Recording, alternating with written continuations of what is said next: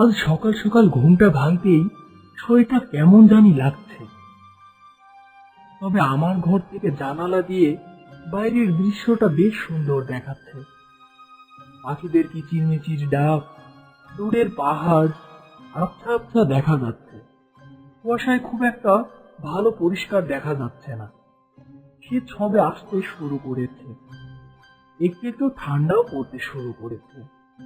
জানালার পাশে দাঁড়িয়ে এসবই দেখছিলাম। হঠাৎ মনে পড়ে গেল, আমার তো আজ ইসলামপুর অফিসে যেতে হবে। আমি তো ভুলেই গেছি। বিকেল 4টে বাজে। ট্রেন থেকে নেমে আমি স্টেশনের বাইরে এসে দাঁড়ালাম। গাড়ির জন্য বেশ কিছুক্ষণ অপেক্ষা করলাম। চারদিকটা শুনশান, নীরবতা, তেমন কাউকে দেখতে পাচ্ছি না। একটা লোককে আমার দিকে আসতে দেখলাম।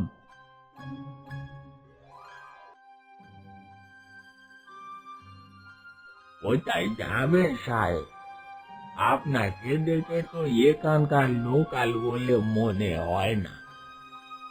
শহর থেকে এসেছেন বুঝি? এখানে গাড়ি সময় মতো পাওয়া ভাগ্যের ব্যাপার। পেতেও পারেন, আবার নাও পেতে পারেন। এত সময় ধরে লোকটি ইচ্ছে মতো বক বক করছে। আমার সেদিকে খুব একটা খেয়াল নেই, কিন্তু তার শেষ কথাটা শুনে আমার একটু কৌতূহল জাগলো। গাড়ি পাবো না বলতে কি বলতে চাইছেন? এখানে কি মানুষ চলাচল করে না? অনেকক্ষণ হলো দাঁড়িয়ে আছি। কোনো ট্যাক্সি বা সিএনজি যদি পেতাম বেশ ভালো হতো। আমি ইসলামপুরের নতুন ভূমি অফিসার, আজই এখানে এসেছি। সাহেব, আপনি আমাকে হাসালেন দেখি। এই স্টেশনে সারাদিনে শুধু একটি গাড়ি দাঁড়ায়। লোকজন খুবই কম যাওয়া আসা করে এখানে।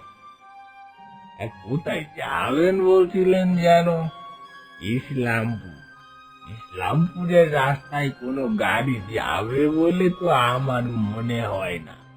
তাও আবার এই শীতের সময়, দিন ছোট, একটু পরেই তো রাত হয়ে যাবে। কেন? ইসলামপুর কেন যাবে না? আমি বেশি টাকা দিব। যদি কোনো সিএনজি পাই বেশ ভালো হতো। আর এখানে আমি তো কাউকে চিনিও না। তবে এখন কি করব কিছুই তো বুঝতে পারছি না। কোনো ব্যবস্থা কি করা যাবে না?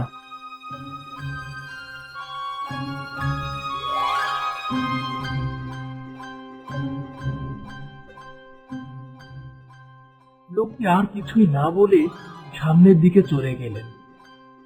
আশপাশে আর কাউকে দেখতে পাচ্ছি না। আমার একটু একটু গা ছমছম করছে। অপরিচিত নতুন জায়গা, এভাবে আরো কিছুক্ষণ দাঁড়িয়ে আছি। এদিকে বিকেল গড়িয়ে সন্ধে নেমে এলো।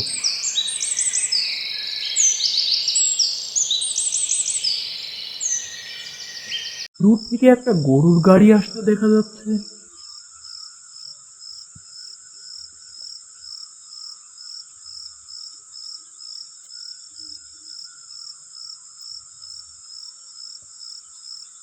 দেখতে দেখতে গরুর গাড়িটি আমার সামনে এসে দাঁড়ালো।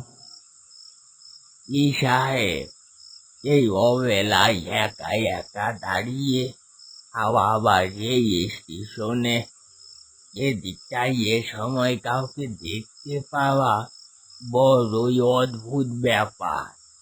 আপনার কি জানের ভয় নেই, নাকি মাথায় সমস্যা আছে? আমি কিছু একটা বলতে গিয়েও কথা ঘুরিয়ে নিলাম। গ্রামের মানুষ কোন মেজাজের হবে সেটা বোঝা মুশকিল। তারপরেও এখানে কাউকে চিনি না, আর সেই অসময়ে কাউকে পেয়েও যদি আপত্তিকর কিছু বলে ফেলি তাহলে ভালো হবে না। আমি একটু সমস্যায় পড়েছি। স্টেশনে নেমেছি বিকাল 4টায়, কিন্তু কিন্তু এখনো কোনো গাড়ি পাচ্ছি না। আমার ইসলামপুর যাওয়া দরকার। যদি আপনি আমাকে নিয়ে যেতেন। না না সাহেব, এটা আমি পারবো না। আর ইসলামপুরের রাস্তায় এ তো আমি কোনোভাবেই যেতে চাই না, তাও আবার এই রাত করে। আপনি বরং অন্য কিছু ভাবুন। আমি এখন যাই সাহেব। বিপদে পড়লে শত্রুরও উপকার করা উচিত। সেখানে আমি তো আপনার শত্রু নই। যদি আপনি আমাকে নিয়ে যান, আমি আপনাকে অনেক টাকা দিব। আর যদি আমি চিনতাম, তাহলে হেঁটেই না হয় চলে যেতাম। ঠিক আছে, উঠে বসুন। তবে আপনাকে বেশি টাকা দিতে হবে না। আপনাকে দেখে আমার খুব মায়া হচ্ছে।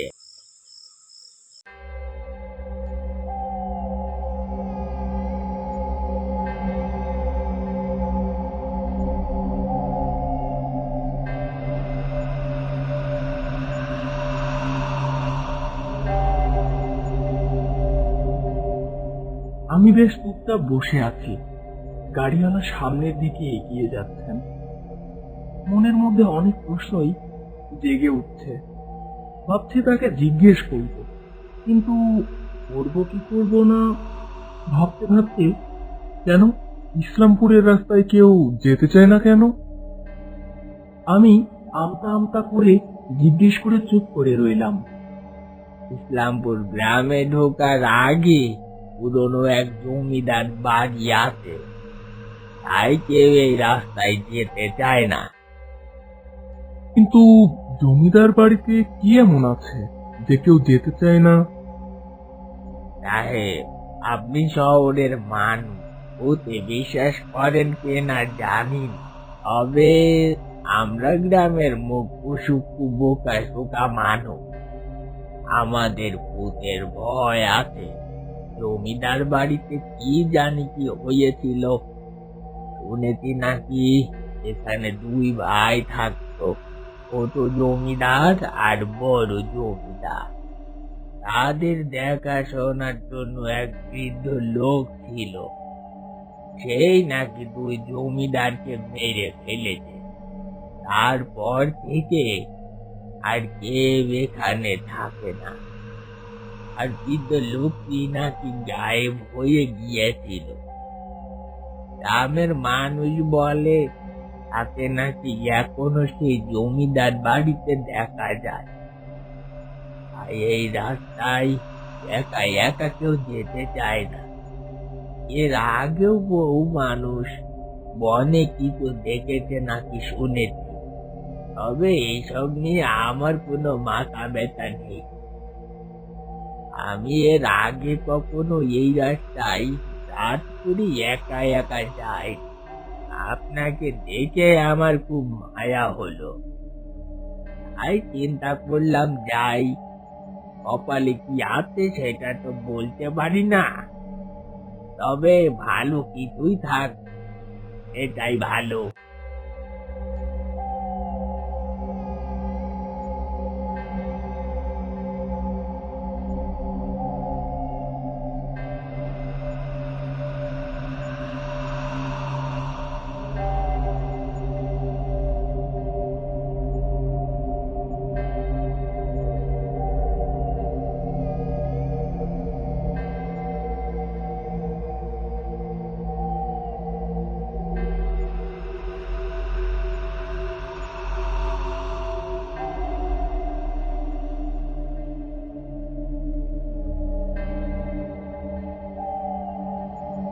গাড়িওয়ালার কথা শুনতে শুনতে খেয়াল করলাম সেই বাড়ির সামনে এসে পড়েছি।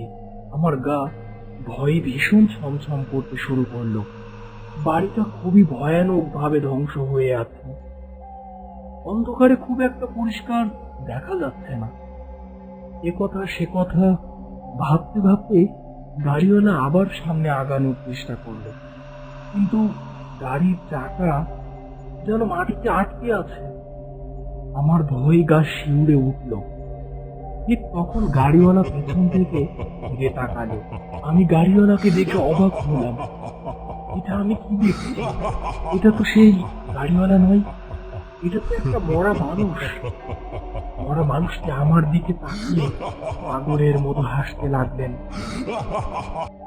আমার এই অভিশপ্ত জীবন আর ভালো লাগে না। এই জমিদার বাড়িতে আমি 200 বছর রয়েছি। আজ তোকে পেয়েছি, তোর আত্মা আমি ছিনিয়ে নিব। আজ থেকে এই বাড়িতে তুইও থাকবি আমার সাথে। আমি সেই বৃদ্ধ, আমি জমিদারকে মারিনি, আর ছোট জমিদারকেও আমি মারিনি। ছোট জমিদার বরং আমাকে মেরে ফেলেছিল। কিন্তু এসবে আমার কি দোষ? আমি তো আপনার কোনো ক্ষতি করিনি। আমাকে তুমি যেতে দাও। তাহলে এসব হলো কি করে? কে মেরেছিল জমিদারকে? আর ছোট জমিদারকেই বা কে মেরেছিল? আর তোমাকেই বা কে মেরেছিল? আমাকে বলতে পারো, আমি হয়তো তোমার এই অভিশপ্ত জীবন থেকে মুক্তি দিতে পারবো। তুই আমার সাহায্য করবি, আমাকে মুক্তি দিবি? আয় তবে আমার সাথে।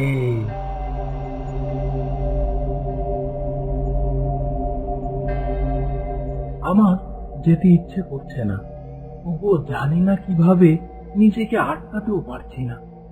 আমি তার পেছন পেছন গাড়ি থেকে নেমে বাড়ির ভেতরে প্রবেশ করলাম। বাড়ির ভেতরে অনেক নোংরা আবর্জনা, চারিদিকে দেয়াল ভাঙা, মাকড়সার জাল, সামনে দোতলায় যাওয়ার সিঁড়ি। এসব দেখতে দেখতে ভুলে গেছি সেই মরা মানুষের কথা। হঠাৎ মনে পড়তেই তাকে আর কোথাও খুঁজে পেলাম না। কিন্তু দোতলা থেকে কারো কান্নার আওয়াজ কানে ভেসে আসতে শুরু করলো। ভয়ে আমার শরীর হিম হয়ে আসছে। বেশ কিছুক্ষণ এভাবে দাঁড়িয়ে এদিক ওদিক দেখছিলাম। এমন সময় সেই মরা মানুষ আমার সামনে হাজির হলো। তার শরীর থেকে রক্ত পড়ছে, চেহারাটা বিভৎস ভয়ানক, তার পা মাটি স্পর্শ করছে না। এসব ভাবতে ভাবতে এভাবে কান্নার আওয়াজ আসছে কোথা থেকে? মনে হচ্ছে উপরের ঘরে কেউ আছে। বলো, আমি তোমাকে কিভাবে মুক্তি দিতে পারবো? সত্যিই তুই আমাকে মুক্তি দিবি? তবে শোনে রাখ, দোতলায় কোনার ঘরে একটি টেবিল আছে। এই টেবিলের উপরে একটি ডায়েরি আছে, সেখানে সব কিছু লেখা আছে। তবে মনে রাখিস, রাতে আর কখনো এই রাস্তা দিয়ে যাবি না। যদি জমিদারের আত্মা কখনো বুঝতে পারে তুই এই রাস্তায় এসেছিস, তাহলে তোকে মরতে হবে, কেউ তোকে বাঁচাতে পারবে না। এখন তুই চলে যা, আর পিছন ফিরে তাকাবি না। তবে তোকে মরতে হবে, মরতে হবে। আমার আর কোনো কথা বলার শক্তি নেই, পায়ে হাঁটার শক্তি নেই। কোনো মতে বাড়ির বাইরে রাস্তার উপরে এসে দাঁড়িয়ে এদিক ওদিক দেখতে লাগলাম। কিন্তু কি ব্যাপার, সেই গরুর গাড়িটা কোথায় গেল? আমি আর সেখানে এক মুহূর্ত দাঁড়ালাম না, ঘড়ি করে দৌড়াতে শুরু করলাম, আর একবারের জন্য পিছন ফিরে তাকায়নি। মিনিট 10 দৌড়ানোর পর বুঝতে পারলাম আমি আমার কোয়ার্টারের কাছে এসে গেছি। শরীরটা খুব ক্লান্ত লাগছিল। কখন যে ঘুমিয়ে পড়েছি আমার ঠিক মনে নেই।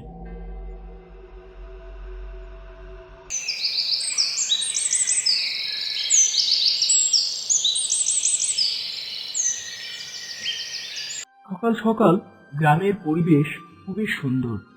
সবাই যার যার কাজে বেরিয়ে যাচ্ছে, বাচ্চারা স্কুলে যাচ্ছে। সত্যি অসাধারণ দৃশ্য এটি। সকালের খাবার খেয়ে চেয়ারে বসে একটু বিশ্রাম করছিলাম। এই সময় গ্রামের পঞ্চায়েত আমার সাথে দেখা করতে এলেন।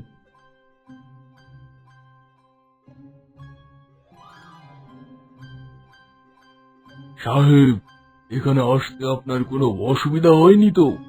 আমি যখনই খবরটা পেলাম আপনি আসছেন, আমি খুবই চিন্তিত হলাম। যাতে আমাদের গ্রামের পথ মোটেও সুবিধার নয়। শোনা যায় অনেকে এখনো জমিদারকে ওই বাড়িতে দেখতে পায়। আমি খুব অবাক হলাম, আপনি রাতে এই রাস্তা দিয়ে এলেন কিভাবে? আমি পঞ্চায়েত মশাইয়ের কথা শুনতে শুনতে গত রাতের কথা কল্পনা করতে লাগলাম। সত্যি কি ভয়ানক অভিজ্ঞতা! আমি যা দেখেছি তা কি সত্যি ছিল, নাকি সবই আমি স্বপ্ন দেখেছি? এগুলো বিড়বিড় করে মনে মনে ভাবছিলাম। সাহেব, কি ভাবছেন? কোনো সমস্যা হয়েছে কি? চলে যখন এসেছেন আর কোনো চিন্তা নেই, তবে মনে রাখবেন রাতে এই রাস্তায় যাওয়ার কথা ভুলেও ভাববেন না। হ্যাঁ, কি যেন বলছিলেন? না না, কোনো সমস্যা হয়নি, সব ঠিকঠাক আছে। ঠিক আছে সাহেব, হাত মুখ ধুয়ে তৈরি হয়ে নেন, গ্রামটা ঘুরে দেখবেন। পঞ্চায়েত মশাই উঠে বাইরে চলে গেলেন। তবে আমার মন থেকে কোনোভাবেই গত রাতের ঘটনা আমি ভুলতে পারছি না। সত্যি কি ভূত বলতে কিছু আছে? যদি নাই থাকে, তাহলে কাল আমার সাথে যা হলো সেটা কি ছিল?